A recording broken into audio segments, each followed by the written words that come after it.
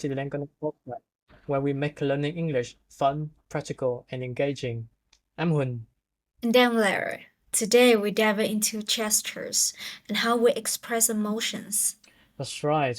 Understanding gestures can enhance our communication skill. Let's get started. Is the gesture of thumbs up.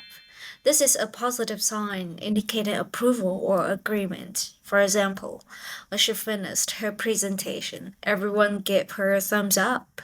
Great example. Another common gesture is nodding. Nodding your head usually means you agree or understand. For example, during the meeting, I nodded to show that I was following along. Exactly. Now let's talk about crossing your arms. This can suggest that someone is feeling defensive or closed off. For example, he crossed his arms during the discussion, which made me think he wasn't open to new ideas. Another gesture is pointing. Pointing can have direct attention, but it can also be considered rude in some culture. For example, she pointed to the map to show us where to go. Now, let's move on to how gestures express emotions. A classic example is smiling. A smile typically shows happiness or friendliness. For example, when I saw my friend, I couldn't help but smile. Absolutely. And then there's frowning, which usually indicates confusion and displeasure. For example, he frowned when he heard the bad news. Great. Another important gesture is eye contact.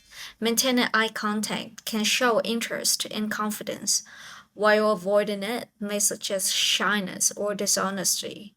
For example, during the interview, I made sure to maintain eye contact with the interviewer. Good point. And we can't forget about facial expressions. They play a huge role in conveying feelings.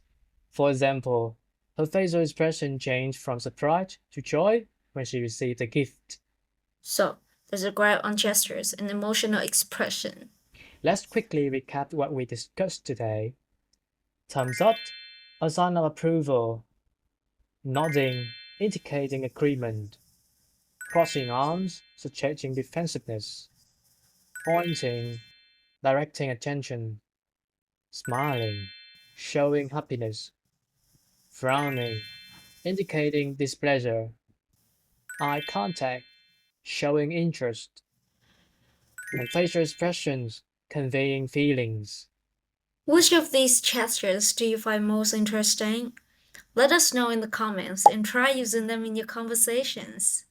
And if you enjoyed this episode, don't forget to share it with your friends and follow Lankanet Podcast for more engaging topics. Thanks for listening, and we'll see you next time on the Lincoln Podcast. Goodbye.